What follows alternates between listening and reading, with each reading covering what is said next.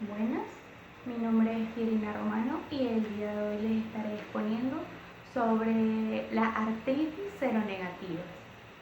Debemos conocer que las espondiloartropatías seronegativas constituyen un grupo de enfermedades reumáticas que comparten ciertos aspectos, tanto clínicos como laboratoriales, como terapéuticos y genéticos.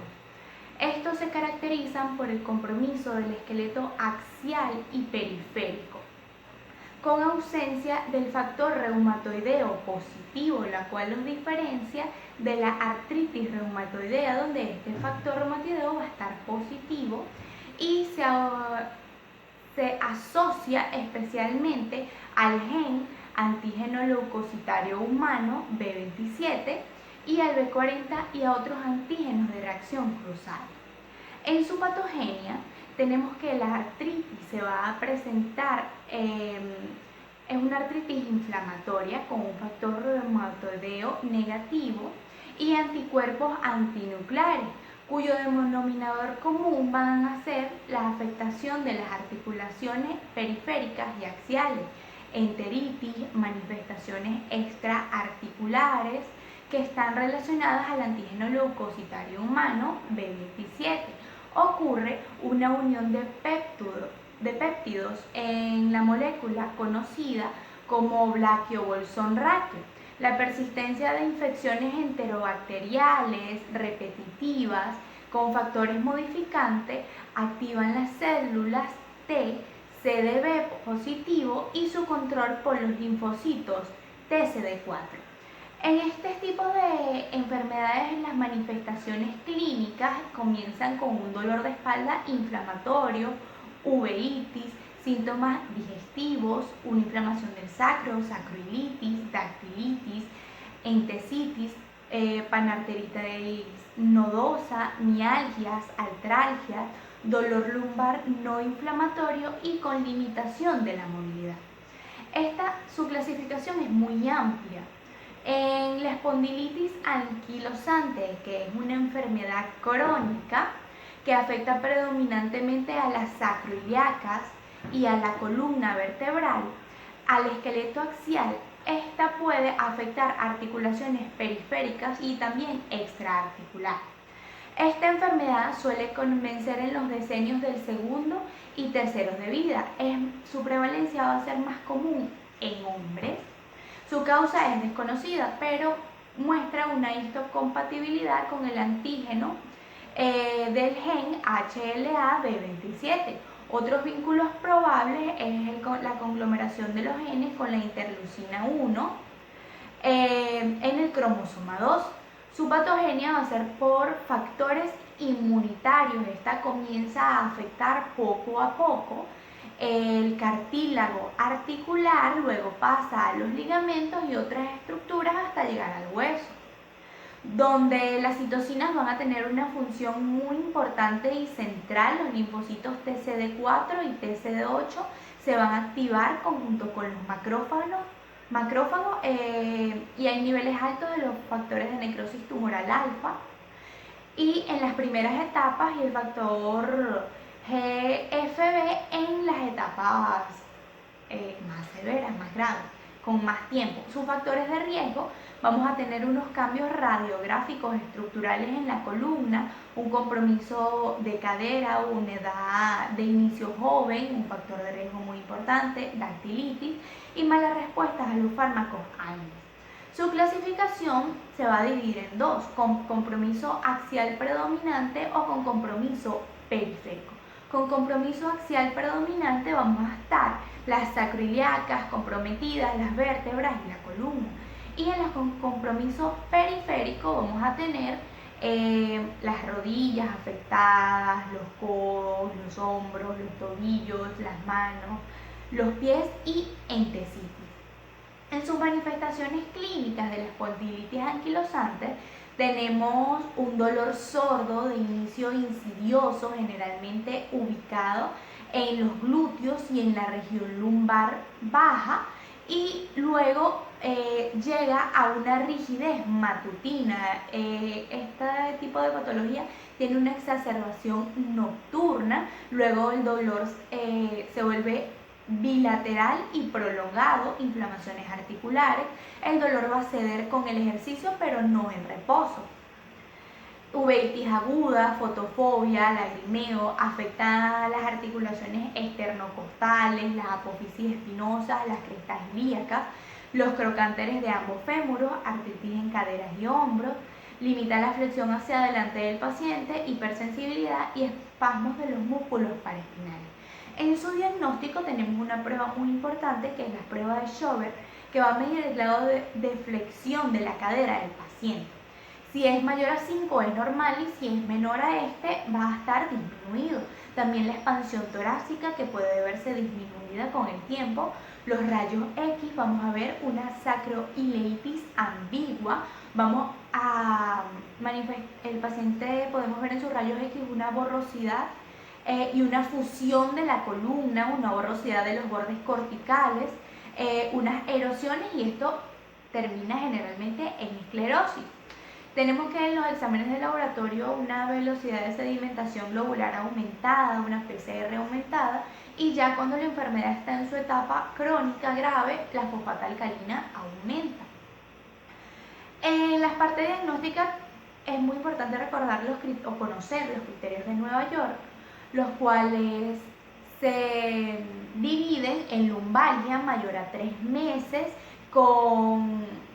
que mejora con ejercicio pero no alivia en reposo, una limitada movilidad lumbar del paciente, luego vamos a tener una expansibilidad torácica disminuida, una sacroilitis unilateral y por último una sacroilitis bilateral.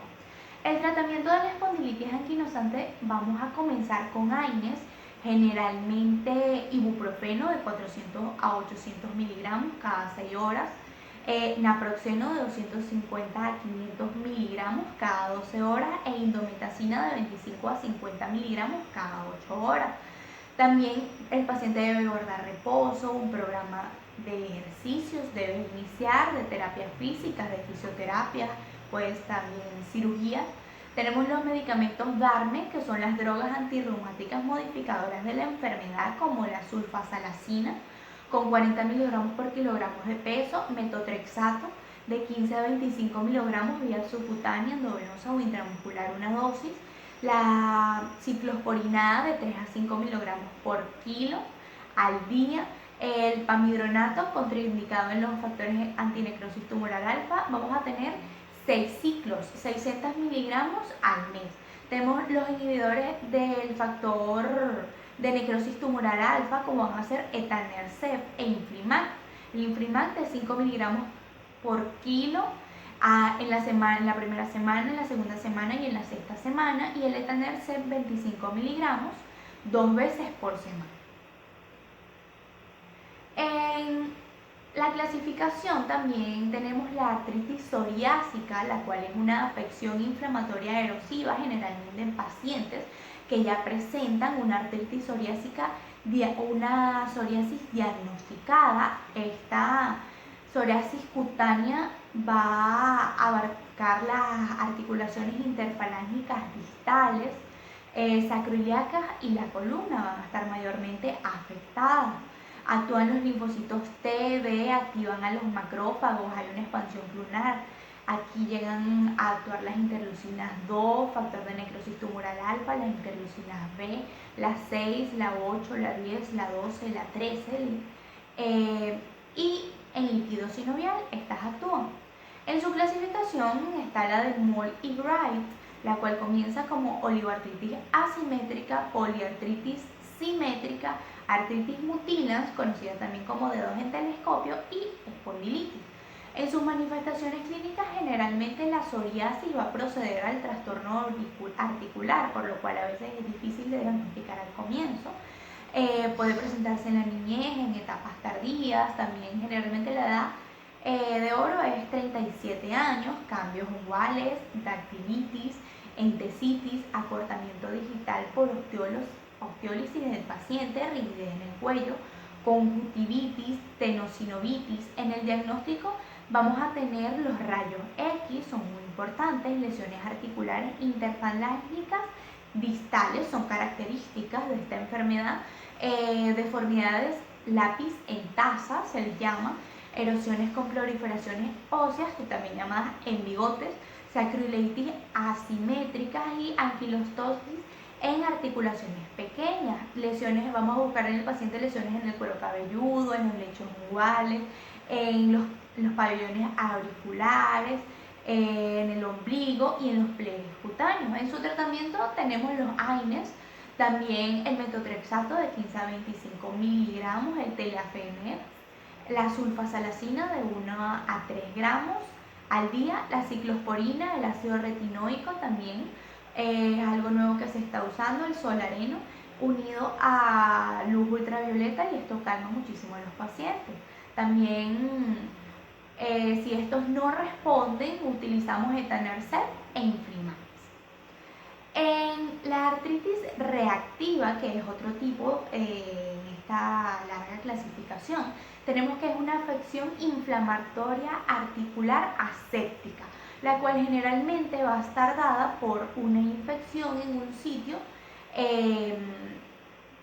de un órgano distante, en pacientes predispuestos genéticamente y con una infección bacteriana que va a estar en un órgano distante. En factores de riesgo, edad de 20 a 40 años, los pacientes de sexo masculino que tengan el gen HLA-B27, infecciones bacterianas previas como por salmonella, shigella, yersinia, campylobacter e infecciones geniturinarias, también clamidia.